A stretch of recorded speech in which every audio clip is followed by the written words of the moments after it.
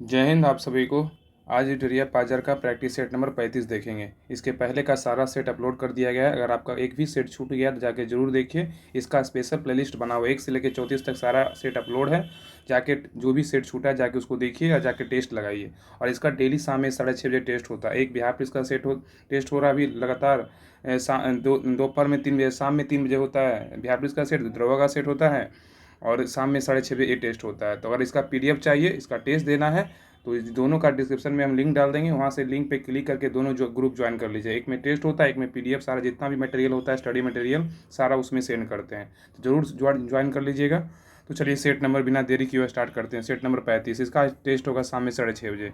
Video को 1-2 बार जितना बार मन करे रिविजन कीजिए, सारा जो है ना याद हो जाएगा। और ग्रुप में ही जो है ना अच्छे से सेट लगाइए। ग्रुप में टेस्ट लगाने से क्या होगा ना, बहुत सारे लोग उसमें टेस्ट दे रहे हैं, तो उसमें क्या होगा आपका ना, कौन सा क्वेश्चन गलत हो रहा है आपको लगेगा कि हाँ ये मेरा क्वेश्चन गलत हो रहा है, इसको हमको सुधारना है। और वीडियो को अच्छे से देखिएगा, वीडियो को लास्ट तक जरूर देखिएगा। और आप चैनल पे नए हैं, चैनल को सब्सक्राइब कर लीजिएगा, वीडियो को लाइक जरूर कीजिएगा। वीडियो को अच्छे से देखिएगा, हम सारा क्वेश्चन आपको याद करवा देंगे। तो चलिए क्वेश्चन नंबर 1 स्टार्ट करते हैं। तो सेट नंबर 35 का क्वेश्चन नंबर 1 बोल रहा है कि आंसर आपको देना है, कमेंट में जरूर आंसर दीजिएगा। भारत के दीर्घकालिक राजकोषीय नीति की घोषणा किस वित्त मंत्री द्वारा की गई थी? भारत में दीर्घकालिक राजकोषीय नीति की घोषणा किस वित्त मंत्री के द्वारा किया गया था? याद रखिएगा, एक का राइट आंसर होगा option number A, BP Singh के द्वारा किया गया था। क्वेश्चन नंबर 2 बोल रहा है कि भारत सरकार की राजकोषीय नीति को निम्न में से कौन एक उद्देश्य नहीं है? बोल रहा है भारत सरकार की राजकोषीय नीति का निम्न में से कौन एक उद्देश्य नहीं है? तो 2 का राइट आंसर बताइए क्या होगा? तो 2 का राइट आंसर होगा ऑप्शन नंबर सी, अंतर्राज्यीय व्यापार का नियमन नहीं है, लेकिन पूर्ण रोजगार है, मूल स्थिरता है और धन तथा आय का नियोजित वितरण, ये तीनों है। क्वेश्चन नंबर 3 पे आइए। बोल रहा है निम्नलिखित में से किसमें हाइड्रोजन बंधन नहीं पाया जाता है? बोल रहा है निम्नलिखित में से किसमें हाइड्रोजन बंधन नहीं पाया जाता है? याद रखिए 3 का राइट आंसर होगा ऑप्शन नंबर डी, H2S में जो है हाइड्रोजन बंधन नहीं पाया जाता, लेकिन HF में पाया जाता है, NH3 में पाया जाता है, H2O में पाया जाता है। नेक्स्ट क्वेश्चन है, क्वेश्चन नंबर 4 बोल रहा है कि निम्नलिखित में से सबसे अधिक इलेक्ट्रॉन बंधुता वाला तत्व कौन सा है?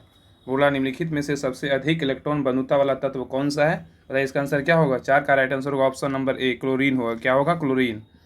क्वेश्चन नंबर 5 है, एल्यूमिनियम को किस विधि द्वारा क्या कर सकते हैं, शुद्ध किया जाता है? क्वेश्चन बहुत अच्छा है। सारा क्वेश्चन जो इसमें है ना डाला गया है, बहुत ही इंपॉर्टेंट क्वेश्चन है। एक भी सेट को मिस मत कीजिए, क्योंकि आगामी जितने भी एग्जाम होने वाला है ना, सभी में आपको क्वेश्चन देखने को मिलेगा। इसलिए अच्छे से कंप्लीट कीजिए सेट को। वीडियो को 1-2 बार 3 बार देखिए। और जो भी सेट इसके पहले छूटा है आप जाके वीडियो को देखिए और जाके टेस्ट लगाइए। क्वेश्चन नंबर 5 बोल रहा है कि एल्यूमिनियम को किस विधि द्वारा शुद्ध किया जा सकता है? तो याद रखिए 5 का राइट आंसर होगा ऑप्शन नंबर सी, विद्युत अपघटन द्वारा क्या कर सकते हैं, शुद्ध कर सकते हैं एल्यूमिनियम को। नेक्स्ट है, यूरोपा निम्न में से किस ग्रह का उपग्रह है? बोल रहा है यूरोपा निम्न में से किस ग्रह का उपग्रह है? याद रखिएगा 6 का राइट आंसर होगा ऑप्शन नंबर सी, बृहस्पति का। याद रखिएगा यूरोपा जो है ना, यूरोपा निम्न में से किस ग्रह का उपग्रह है? तो याद रखिए बृहस्पति का। किसका है? तो बृहस्पति का। क्वेश्चन नंबर 7 बोल रहा है शरद विषुव 7 बोल रहा है कि शरद विषुव की स्थिति कब होती है? शरद विषुव की स्थिति कब होती है? तो याद रखिए 7 का राइट आंसर होगा ऑप्शन नंबर डी, 23 दिसंबर को क्या होता है, शरद विषुव की स्थिति होता है। क्वेश्चन नंबर 8 पे ये बोल रहा है मियाना ज्वालामुखी कहाँ स्थित है? मियाना ज्वालामुखी कहाँ स्थित है? याद रखिए 8 का राइट आंसर होगा ऑप्शन नंबर सी, फिलीपींस में स्थित है। कहाँ है? फिलीपींस में। क्वेश्चन नंबर 9 है, बोल रहा है कि निम्नलिखित में से कौन सी जल संधि अंडमान सागर एवं दक्षिण चीन सागर को जोड़ती है? निम्नलिखित में से कौन सी जल संधि अंडमान सागर एवं दक्षिण चीन सागर को जोड़ती है? नो का राइट आंसर होगा ऑप्शन नंबर ए, मलक्का जल संधि जो है किसको जोड़ता है, अंडमान सागर और दक्षिण चीन सागर को जोड़ती है। नेक्स्ट है क्वेश्चन नंबर 10 बोल रहा है ग्रेट कैनियन बांध किस नदी पर स्थित है? ग्रेट कैनियन बांध किस नदी पर स्थित है? याद रखिए, बताइए इसका आंसर क्या होगा? बहुत ही अच्छा क्वेश्चन, याद रखिएगा। ग्रेट कैनियन बांध किस नदी पे स्थित है? याद रखिए 10 का राइट आंसर होगा ऑप्शन नंबर ए, क्लोरेडो नदी पे स्थित है। तो ग्रैंड कैनियन बांध किस नदी पे स्थित है? क्लोरेडो नदी पे स्थित है। क्वेश्चन नंबर 11 बोल रहा है कि भारतीय मानक समय रेखा निम्न में से किस राज्य से होकर गुजरती है? बताइए इसका आंसर क्या होगा? भारतीय मानक समय रेखा निम्नलिखित में से किस राज्य से होकर गुजरती है? 11 का राइट आंसर होगा ऑप्शन नंबर ए, उड़ीसा से होकर गुजरता है, याद रखिएगा। क्वेश्चन नंबर 12 बोल रहा है कि भारतीय मुख्य भूमि का सबसे दक्षिणतम बिंदु क्या है? भारतीय मुख्य भूमि का सबसे दक्षिणतम बिंदु क्या है? तो 12 का राइट आंसर होगा option number B, Cape Comorin है। क्या है? Cap Comorin. क्वेश्चन नंबर 13 है कि मुलिंगला दर्रा किस राज्य या केंद्रशासित प्रदेश में स्थित है? मुलिंगला दर्रा किस राज्य या केंद्रशासित प्रदेश में स्थित है? 13 का right answer option number C, Uttarakhand में स्थित है। कहाँ है? उत्तराखंड में। नेक्स्ट है संकट पत्र जीव समुद्री गाय कहाँ पाई जाती है? संकट पत्र जीव समुद्री गाय कहाँ पाई जाती है? 14 का राइट आंसर होगा ऑप्शन नंबर बी, मनार की खाड़ी में पाया जाता है। क्वेश्चन नंबर 15 बोल रहा है कि निमारी किस निम्न में से किसकी नस्ल है? बताइए इसका आंसर क्या होगा। निमारी जो है निम्न में से किसकी नस्ल है? तो 15 का राइट आंसर होगा ऑप्शन नंबर ए, गाय का नस्ल है। किसका है? निमारी, तो गाय का है। क्वेश्चन नंबर 16 बोल रहा है कि निम्नलिखित में से किस लॉ एक्स में लोहे का अंश सर्वाधिक होता है? निम्नलिखित में से किस लॉ एक्स में लोहे का अंश सर्वाधिक होता है? तो 16 का राइट आंसर होगा ऑप्शन नंबर सी, मैग्नेटाइट का होता है। तो क्वेश्चन कह रहा था कि निम्नलिखित में से किस लॉ एक्स में लोहे का अंश सर्वाधिक होता है? तो मैग्नेटाइट में होता है। 17 नंबर क्वेश्चन बोला है परमाणु क्रमांक 20 वाले परमाणु का इलेक्ट्रॉनिक विन्यास होता है। परमाणु क्रमांक 20 वाले परमाणु का इलेक्ट्रॉनिक विन्यास कितना होता है? 17 का राइट आंसर होगा ऑप्शन नंबर बी, 2882 होता है। नेक्स्ट क्वेश्चन है बोल रहा है 18 नंबर कि वाहनों को साइड मिरर के रूप में निम्न में से किस दर्पण का प्रयोग किया जाता है? वाहनों में साइड मिरर के रूप में निम्न में से किस दर्पण का प्रयोग करते हैं? तो 18 का राइट आंसर होगा ऑप्शन नंबर बी, उत्तल दर्पण का प्रयोग करते हैं। किस दर्पण का? तो उत्तल दर्पण का, याद रखिएगा। क्वेश्चन नंबर 19 है बोल रहा है कि निम्नलिखित में से कौन विद्युत चुम्बकीय तरंग है? बोला निम्नलिखित में से कौन जो है विद्युत चुम्बकीय तरंग है? याद रखिएगा 19 का राइट आंसर होगा ऑप्शन नंबर डी, एक्स तरंग जो है ना विद्युत चुम्बकीय तरंग है। क्वेश्चन नंबर 20 है दृश्य विकिरण की खोज किस वैज्ञानिक ने किया था? दृश्य विकिरण की खोज किस वैज्ञानिक ने किया था? याद रखिए 20 का राइट आंसर होगा ऑप्शन नंबर ए, न्यूटन ने किया था। कौन किया था? न्यूटन। क्वेश्चन नंबर 21 बोल रहा है संविधान के अनुच्छेद 1 के अंतर्गत यूनियन ऑफ स्टेट्स में निम्न में से कौन सम्मिलित है? संविधान के अनुच्छेद 1 के अंतर्गत यूनियन ऑफ स्टेट्स में निम्न में से कौन सम्मिलित है? 21 का राइट आंसर होगा ऑप्शन नंबर ए, केवल राज्य सम्मिलित है। कौन है? केवल राज्य सम्मिलित है। क्वेश्चन नंबर 22 बोल रहा है कि 1923 का झंडा सत्याग्रह या ध्वज सत्याग्रह किस शहर में आयोजित किया गया था? 1923 का झंडा सत्याग्रह या ध्वज सत्याग्रह किस शहर में आयोजित किया गया था? तो 22 का राइट आंसर का ऑप्शन नंबर ए, नागपुर में किया गया था। कहाँ किया गया था? नागपुर में। तो बहुत ही अच्छा क्वेश्चन है। बोल रहा है 1923 का झंडा सत्याग्रह या ध्वज सत्याग्रह किस शहर में आयोजित किया गया था? तो नागपुर में किया गया था। कब किया गया था? 1923 में किया गया था। क्वेश्चन नंबर 23 बोल रहा है कि तमिलनाडु सरकार द्वारा केंद्र राज्य संबंधों में सुधार के लिए राज्य मन्दार समिति का गठन कब किया गया था? तमिलनाडु सरकार द्वारा केंद्र राज्य संबंधों में सुधार के लिए राज्य मन्दार समिति का गठन कब किया गया था? याद रखिए 23 का राइट आंसर होगा ऑप्शन नंबर बी, 1970 ईस्वी में किया गया था। क्वेश्चन नंबर 24 बोल रहा है निम्न में से किस वर्ष भारत में राष्ट्रीय आपातकाल लागू नहीं हुआ था?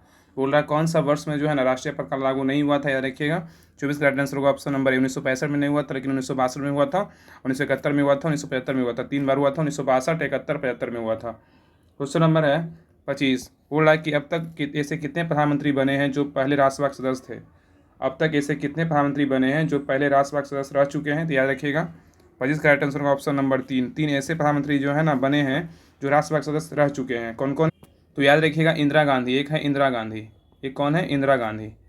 एक है इंदिरा गांधी और दूसरा कौन है? याद रखिए देवगौड़ा, HD देवगौड़ा है। एक देवगौड़ा है और तीसरा कौन है? तीसरा देखिएगा मनमोहन सिंह। कौन है? मनमोहन सिंह है। याद रखिए मनमोहन सिंह। इंदिरा गांधी, HD देवगौड़ा, मनमोहन सिंह, 3 ऐसे प्रधानमंत्री हैं जो राज्यसभा के सदस्य रह चुके थे। क्वेश्चन नंबर 26 पे आइए। बोल रहा है किस अनुच्छेद के तहत 26 नंबर बोल रहा है किस अनुच्छेद के तहत राज्यसभा संसद को राज्य सूची के विषयों पर विधि बनाने हेतु अधिकृत कर सकती है?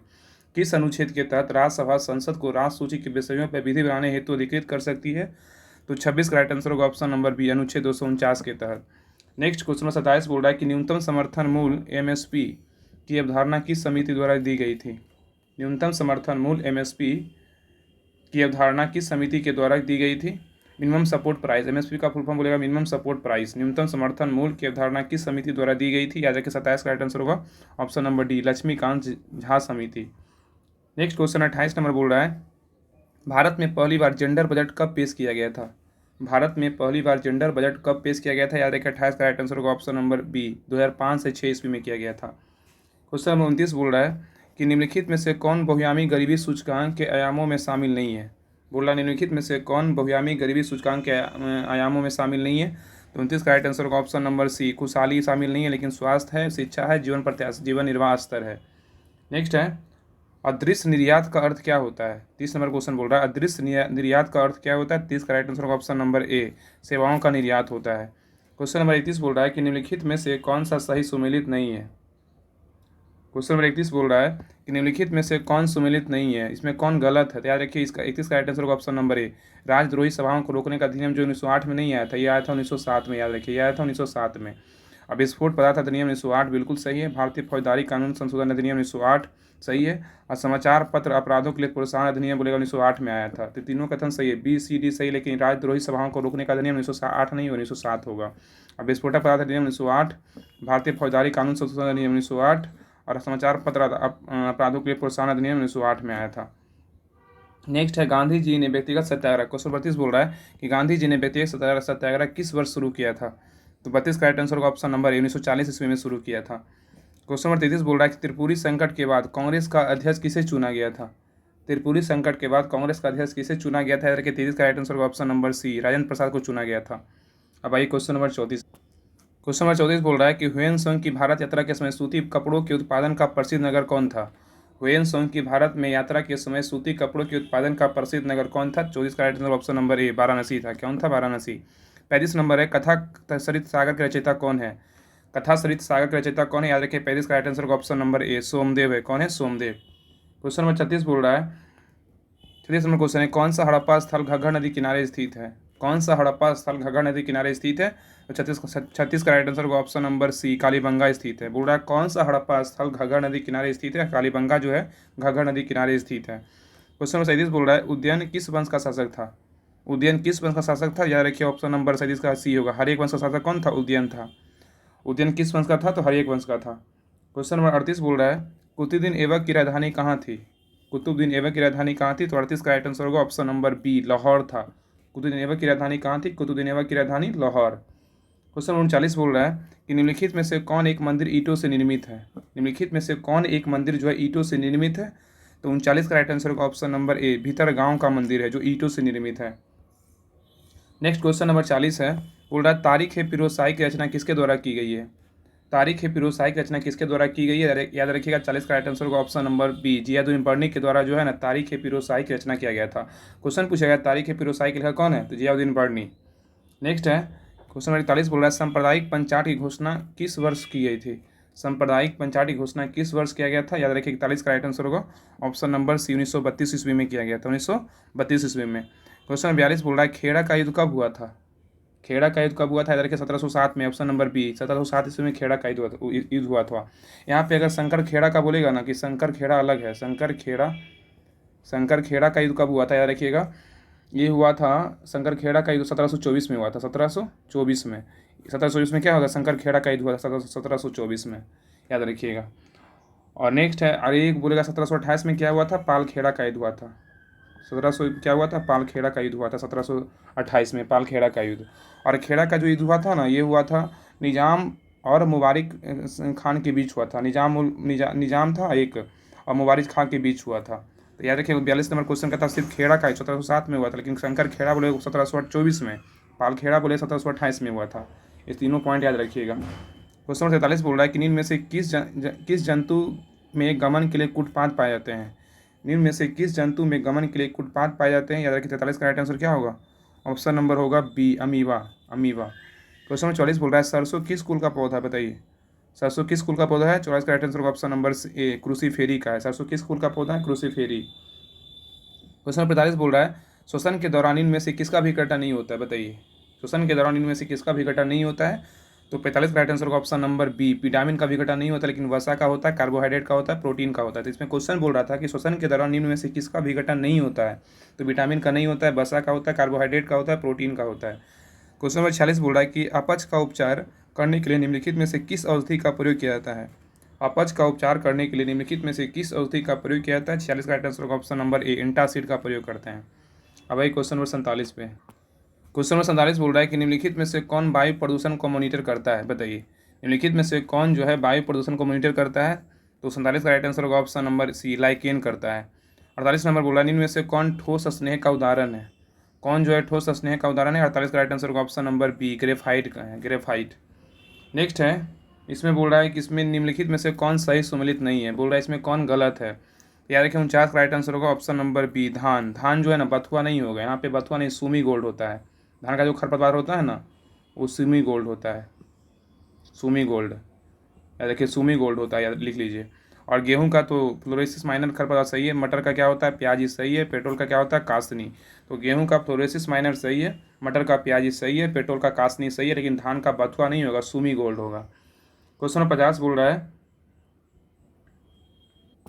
क्वेश्चन 50 बोल रहा है कि निम्न में से कौन जड़ का उदाहरण नहीं है, बताइए निम्न में से कौन जड़ का उदाहरण नहीं है। तो 50 का राइट आंसर होगा ऑप्शन नंबर सी, आलू जोड़ जड़ का उदाहरण नहीं है, लेकिन गाजर मूली ये सभी जड़ का उदाहरण है, आलू जड़ का उदाहरण नहीं है। अब आइए सुनिए तर्ज पे, ये बहुत इंपॉर्टेंट रहता है, हर सेट के पीछे जो है ना दिया रहता है, इसको ध्यानपूर्वक अच्छे से देखिएगा। बोल रहा है पहला पॉइंट है कि सुखदेव भगत सिंह एवं राजगुरु को फांसी दिया गया था कब, 23 मार्च 1931 को दिया गया था। सुखदेव भगत सिंह एवं राजगुरु को फांसी दिया गया था कब, 23 मार्च 1931 को दिया गया था। कांग्रेस सोशलिस्ट पार्टी की स्थापना कब हुआ था, 1934 में हुआ था, याद रखिएगा। कांग्रेस सोशलिस्ट पार्टी का स्थापना कब हुआ था, 1934 में हुआ था। इस पार्टी मतलब कांग्रेस सोशलिस्ट पार्टी के पहले अध्यक्ष कौन थे, नरेंद्र देव थे। कांग्रेस सोशलिस्ट पार्टी के पहले अध्यक्ष कौन थे, नरेंद्र देव थे। और कांग्रेस सोशलिस्ट पार्टी के पहले सचिव बोलेगा तो कौन थे, जयप्रकाश नारायण थे, याद रखिएगा। नेक्स्ट है अखिल भारतीय किसान सभा गठन कब हुआ था, 1936 में हुआ था। अखिल भारतीय किसान सभा का गठन कब हुआ था, 1936 में हुआ था। नेक्स्ट पॉइंट है, बोल रहा है कि अखिल भारतीय किसान सभा के पहले अध्यक्ष कौन थे, स्वामी सदानंद सरस्वती थे, याद रखिएगा। अखिल भारतीय किसान सभा के पहले अध्यक्ष कौन थे, स्वामी सदानंद सरस्वती थे। अखिल भारतीय के पहले महासचिव बोलेगा तो कौन थे, एन जी रंगा थे। अखिल भारतीय किसान सभा के पहले महासचिव कौन थे, एन जी रंगा। नेक्स्ट है, बोल रहा है किसानों की समस्याओं को प्रकाशित करने वाली हुंकार पत्रिका का प्रकाशन सदानंद सरस्वती ने किया था।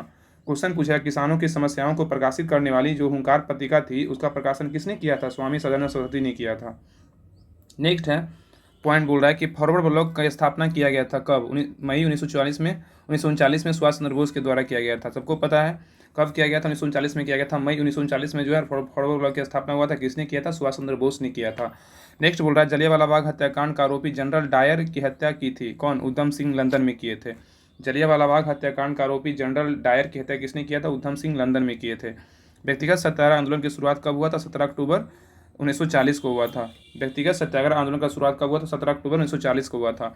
अब व्यक्तिगत सत्याग्रह आंदोलन में जो है ना इस सत्याग्रह की शुरुआत महात्मा गांधी ने किया था। क्वेश्चन पूछेगा व्यक्तिगत सत्याग्रह आंदोलन की शुरुआत किसने किया था, महात्मा गांधी ने किया था। व्यक्तिगत सत्याग्रह आंदोलन जो है ना कि प्रथम सत्याग्रही बोलेगा तो कौन है, विनोबा भावे। व्यक्तिगत सत्याग्रह आंदोलन के प्रथम सत्याग्रही कौन थे, विनोबा भावे थे। अब ये नेक्स्ट पॉइंट बोल रहा है कि इस आंदोलन के मतलब व्यक्तिगत सत्याग्रह आंदोलन के दूसरे सत्याग्रही बोले कौन थे, तो जवाहरलाल नेहरू थे, याद रखिएगा। दूसरे सत्याग्रही की बात करेगा जवाहरलाल नेहरू, पहले कौन थे तो विनोबा भावे थे। पहले सत्याग्रही बोलेगा व्यक्तिगत सत्याग्रही के पहले सत्याग्रही कौन थे, विनोबा भावे, और दूसरा बोलेगा जवाहरलाल नेहरू थे। नेक्स्ट पॉइंट बोल रहा है कि भारत छोड़ो आंदोलन का प्रस्ताव कांग्रेस द्वारा स्वीकार किया गया था कब, 8 अगस्त 1942 को स्वीकार किया गया था। भारत छोड़ो आंदोलन का प्रस्ताव कांग्रेस द्वारा स्वीकार किया गया था 8 अगस्त 1942 को। भारत छोड़ो आंदोलन की शुरुआत कब हुआ था, 9 अगस्त 1942 को हुआ था, याद रखिएगा। अब भारत छोड़ो आंदोलन में गांधी जी ने करो या मरो का नारा दिया। क्वेश्चन पूछेगा किस आंदोलन में गांधी जी ने करो या मरो का नारा दिया था, तो भारत छोड़ो आंदोलन। ऑपरेशन जीरो आवर का संबंध भारत छोड़ो आंदोलन से है। क्वेश्चन पूछेगा ऑपरेशन जीरो आवर का संबंध किससे है, तो भारत छोड़ो आंदोलन से है। और इस भारत छोड़ो आंदोलन के दौरान महात्मा गांधी को गिरफ्तार कर आगा खां पैलेस में, जबकि जवाहरलाल नेहरू को अल्मोड़ा जेल में रखा गया था, याद रखिएगा। तो वही बोल रहा है क्वेश्चन पूछा किस आंदोलन के दौरान महात्मा गांधी को गिरफ्तार कर आगा खां पैलेस में रखा गया था और जवाहरलाल नेहरू को अल्मोड़ा जेल में रखा गया था, याद रखिए, भारत छोड़ो आंदोलन के समय। नेक्स्ट है भारत छोड़ो आंदोलन के दौरान सी राजगोपालाचारी ने वे आउट नामक पैम्पलेट जारी किया था। भारत छोड़ो आंदोलन के दौरान सी राजगोपालाचारी ने वे आउट नामक पैम्पलेट जारी किया था। नेक्स्ट पॉइंट बोल रहा है कि आज़ाद हिंद फौज का गठन कब हुआ था, 1942 में हुआ था। आज़ाद हिंद फौज का गठन कब हुआ था, 1942 में हुआ था। सुभाष चंद्र बोस ने द फ्री इंडिया सेंटर का गठन कब किया था, जर्मनी में किया था। कहाँ किया, जर्मनी में। सुभाष चंद्र बोस ने द फ्री इंडिया सेंटर का गठन किया था जर्मनी में। सुभाष चंद्र बोस ने स्वतंत्र भारत की अस्थायी सरकार का गठन किया था सिंगापुर में।